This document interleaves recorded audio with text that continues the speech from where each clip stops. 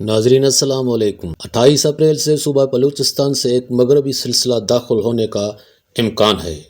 اس مغربی سلسلے کے آنے کے ساتھ ہی ہوا کا کم دباؤ صوبہ بلوچستان سے ہوتا ہوا صوبہ سندھ اور بعد ازاں صوبہ پنجاب کی طرف بڑھتا ہوا نظر آ رہا ہے۔ یہ کم دباؤ کسی طور بھی مونسون میں آنے والے کم دباؤ سے کم تر نہ ہوگا، سوائے اس کے کہ اس کا رخ مغرب سے مشرق کی طرف ہو سکتا ہے۔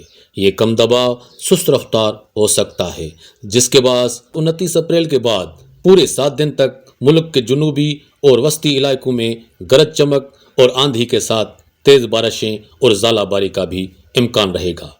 مئی کے مہینے میں کیونکہ بحر عرب کی طرف سے آنے والی ہوا کی نچلی سطحوں پر بھی اچھی خاصی نمی موجود ہوتی ہے، جس کے باعث سندھ اور بلوچستان میں اس دوران وقفے سے کہیں تیز کہیں ہلکی تو کہیں موسلادھار بارشیں متوقع ہیں۔ اس دوران کراچی میں بھی وقفے سے بارشوں کا امکان ہے۔ یہ مغربی سلسلہ مئی کے حوالے سے، جو کہ ایک انتہائی خشک مہینہ تصور کیا جاتا ہے، نہ صرف غیر معمولی ہے بلکہ شدت کے پچھلے 20 سالوں میں اس قسم کا کوئی سلسلہ مئی کے مہینے میں نہیں دیکھا گیا۔ معزز ناظرین، دیکھنے اور سننے کا بہت بہت شکریہ۔ آگے اللہ بہتر جانتا ہے۔